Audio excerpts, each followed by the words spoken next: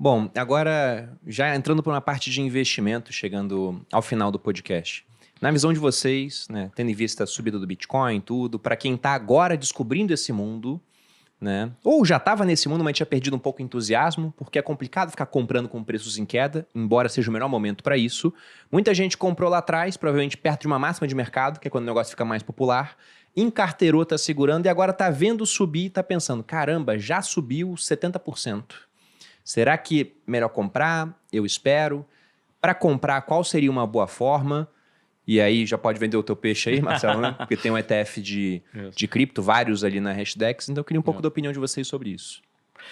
A gente tem eu acho que uma visão, e já te passo aí, assim, eu não concorro com o Gaúcho minimamente, acho que a gente somos grandes criadores, eu acho, de infraestrutura desse mercado, assim, literalmente fundando essa história. Mas a gente tem uma visão, acho que muito clara, desde o começo da Hashdex, que segue, eu acho que vai seguir para sempre, apesar da gente ir criando cada vez mais produtos e mais alternativas, mas que basicamente a gente entendia que esse mercado, que é tão nascente, precisava começar ele do começo. E o começo dele para a gente era criar o que a gente chama do beta do mercado. Então, basicamente é o seguinte, como é que você cria o Ibovespa desse mercado, o S&P 500 desse mercado? Isso não tinha. A coisa mais próxima do beta do mercado era o próprio Bitcoin. Mas a gente olhava e falava o seguinte, não só a gente não achava provável que necessariamente seria para o resto da vida o Bitcoin e o beta do mercado, como já não era quando pintou o Ethereum e essa coisa começou a olhar. Daqueles ciclos que a gente falou, no primeiro ciclo, a dominância do Bitcoin era de 100%, ou tendia a 100%. No segundo já era de 92%. Hoje já é de 60%. E aí vai caindo. Tem caído pelos próximos, assim, sugestionadamente, vai caindo pelos próximos tempos. Então, a gente não precisa saber quem são os ganhadores dessa corrida, você só quer estar investido nos ganhadores dessa corrida. Então, essa é a lógica de índice. Eu acho que o Warren Buffett fez um bom trabalho ao longo das décadas explicando que ele falou o seguinte, olha, você não precisa confiar em mim. Não quer confiar em mim, confia no S&P 500, que essa é uma ótima forma de investir. O meu dinheiro, quando eu morrer, vai ficar em S&P 500, não vai ficar nem em Berkshire, aquela coisa toda. Então a gente criou isso e o Hash 11, que é o produto que se investe, é justamente você investir no Ibovespa das criptos. Então, essa é o Nasdaq Crypto Índice, o Index, que é a forma investível desse índice de cripto. Mas a partir dali a gente deu várias opções, deu vários sabores, né? A gente falou assim, olha, o movimento que a gente foi na sequência foi falar o seguinte, poxa, mas o que mais tem nesse mercado? E a gente começou a olhar as subindústrias, né? Então, cripto como todo, você tem esse beta. Mas quais são os sub-betas que tem ali? Então, a gente começou a ver, cara, DeFi é uma indústria, uma subindústria que é super promissora, que deve chegar lá. Pô, legal, mas você vai investir em qual projeto? Você vai investir em lending? Você vai investir em DEX? Cara, pega DeFi como todo. Então, a gente começou a descrever isso e transformou num produto que é o DeFi 11. Fiz a mesma coisa para o mundo Web3, então você tem o Web3 11. Fiz a mesma coisa para o mundo da cultura digital, o metaverso, tem o Meta 11. Então, a gente criou esses produtos que estão disponíveis na Bolsa para dar justamente os sabores aí diversos para os investidores. A gente sempre fala que a grande maioria do seu dinheiro cripto, na nossa opinião, tinha que estar em Hash 11 e o resto, você, de acordo, se você tiver conhecimento para isso, estiver estudando, tiver uma opinião sobre isso, aí você tem a alternativa para fazer uma fezinha. A gente hoje tem, só para acabar, a gente tem 3 estratégias ativas, né, que é uma coisa que a gente estudou 3 anos para fazer. A gente não queria começar por ali. A gente falava o seguinte, cara, vamos começar pelo começo do mercado, mas à medida que a gente achar que a gente tem realmente um diferencial, a gente coloca no mercado. Então, a gente tem hoje 3 estratégias. Uma de momento, que é tão simples quanto modelos matemáticos. A gente fala o seguinte, investe no que está subindo. É tão simples quanto isso. Cripto tem uma coisa muito de psicologia, então, muitas vezes, assim, a gente obviamente garante que a gente não vai estar investido em nada que não seja legal, aquela coisa toda, mas fala assim, olha, você tem essa tese, você pode não gostar do ativo, mas o ativo está performando e essa coisa se auto-rebalanceiam. A gente tem o que a gente chama de selection, que é justamente você faz esse mix. Então, quantos Hash 11 tem que ter? Quantos de Web3 11 tem que ter? Quantos de DeFi 11? Então, a gente faz essa gestão e só cobra performance em cima do que a gente der mais do que Hash 11. Isso que é muito legal. E tem um long bias que a gente chama, que é basicamente um fundo que pode investir de menos 20% até 100% do próprio Hash 11. Então, ele tenta te alocar baseado em preceitos matemáticos, modelos matemáticos, assim. Os 3 não são gestão discricionária, são quantitativos. Exatamente. Nesse o selection tem um lado mais discricionário, mas os outros 2 é basicamente quantitativo. E essas são as teses hoje que a gente está mais confortável em relação ao mercado, mas ainda assim tese ativa, e você sabe bem disso, esse é o seu mundo. É um negócio que você precisa de tempo para você justamente deixá-lo florescer e conseguir falar assim, isso aqui é legal mesmo, né? Mas, enfim, esses produtos todos estão disponíveis lá em Itaú, XP, quer dizer, BTG, você consegue comprar eles por ali. Mas essa é um pouco a nossa estratégia. Ficou na dúvida? Vai no Hash 11, compra um pouquinho, fica long, que eu acho que o case é forte, você tem uma chance danada assim, desse negócio dar certo ao longo dos anos. Bom, olhando aqui, só antes de passar para você, Felipe, eu fui entrar para ver a carteira do Hash 11 hoje. Então tem 10 criptomoedas lá dentro, mas o Bitcoin é quase 70% e o Ether é quase 28%. Então tá com, somando aqui as duas, dá um pouco mais de 96% alocado em Bitcoin e Ether, que são os dois principais projetos que a gente tem no mercado hoje. E o restante tá uma série de outras moedas. Né? É exatamente isso, e essa coisa vai variando, né, automaticamente de tamanho. De vez em quando o Bitcoin, até pouco tempo atrás o Bitcoin era 50 e poucos %, aí vai subindo. Mas eu sei que uma vez eu tive no Banco Suíço, o Pictet, lá na Suíça, falando com o CIO lá. Eu fui lá em 2018, e aí voltei lá ano passado para falar com ele. E aí, na primeira reunião, ele falou assim, mas esse teu índice aí, Marcelo, não serve para nada. Isso é só de Bitcoin, né, cara? Eu falei, cara, mas você consegue garantir que é assim pro resto da vida? Ele, mas isso aí... Aí tudo bem. Aí eu voltei lá agora, no ano passado. Aí ele falou assim, Marcelo, esse índice aí é só Bitcoin e Ethereum, cara. Aí eu virei pro cara, porque é uma reunião em francês, né? Eu falo francês. Eu falei, touché. Falei, tá aí. Genial.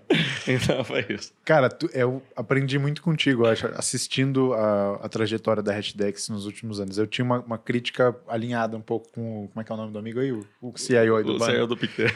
E de que, tipo, um índice não era o produto para mim. Sempre tive um pouco essa ideia de que tem essa discussão no Bitcoin, né? É muito difícil tu sobreperformar o Bitcoin. Até quem faz investimento de risco em empresa, em startup, é muito difícil bater o Bitcoin. Então, só que o Marcelão é um cara que tem visão de negócio, né? Pensa grande. Eu fui entendendo que o produto, querendo ou não, é um produto que é muito mais adequado para muitas pessoas, muitos perfis de pessoas que, por mais que eu não vá usar, um exemplo prático, eu não tenho nada da Hashdex, a minha namorada tem Hash 11. Pô, obrigado, então, agradece a ela, cara. Fala que tamo junto. E se fosse eu, talvez nem teria o Hash 11, teria o ETF de Bitcoin, que eu acho que se adequaria mais a mim. Então, vale a pena conhecer os produtos, eu nem conhecia esses de gestão ativa. Sobre se é hora de comprar Bitcoin ou não, tem uma frase que eu gosto de repetir, que é: a resposta para isso não está nos preços, está no teu coração. Então, se você ainda não comprou, bicho, e o negócio ficou em liquidação por 6 meses, você viu o Perini todo dia no story comprando religiosamente como um monge budista, o que você vai precisar para comprar? Tá no Jornal Nacional de novo? E recebendo direct assim, seu burro, vai a zero. Então, pensa no longo prazo, não faz nada com pressa, dimensiona as coisas no tamanho que elas têm que ter dentro da tua posição e a hora ainda tá boa, vai ficar caro em algum momento. Eu gostei. A gente fez questão de chamar 2 pessoas aqui do mercado. Não é que tem visões opostas, mas o Felipe, por exemplo, como um cara que é hard user desse mercado, um dos caras que mais entendem disso e mergulha realmente a fundo, ele faz a custódia das próprias moedas.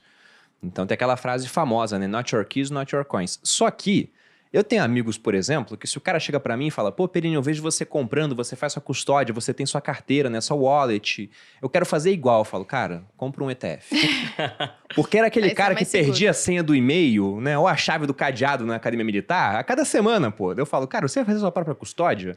Compra o ETF, porque tá lá. Porque se você faz a própria custódia, isso pode ser muito bom, você vira o seu próprio banco, mas pode ser muito ruim, porque você pode perder as palavras de acesso ao seu saldo, e se você perde aquilo sendo a sua custódia mesmo, não tem quem recupere. Não tem como mandar um e-mail para a Microsoft e recuperar a senha do teu e-mail do Hotmail, ou para o Google para recuperar o Gmail. Isso não acontece. Então, se você compra cripto via um ETF, você vai ter a senha da corretora, vai estar lá, é muito mais tranquilo. Se você quer fazer a sua própria custódia, é uma etapa a mais. Eu acho que essa etapa, na minha opinião, para mim, né, uma pessoa de 34 anos e que gosta desse mercado, vale muito a pena. Mas se a minha avó chega após esse episódio e fala, Bruno, aquele dinheiro que eu tenho em renda fixa e fundo imobiliário, quero botar 1% em Bitcoin. Eu vou falar, vó, compre então um ETF.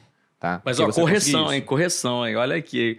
Not your key, not your coins, não é verdade para ETF. Your keys are your coins em ETF. Olha só, pensa só. Saca, pega a visão aqui. Lá vem. Ó, pega a visão aqui. Assim, agora que eles vão brigar no final do podcast. Não, que isso. Eu chamei meu amigo, pô. Que eu vou brigar com ele. Não, mas olha só. A gente é um gestor de recurso regulado, tá?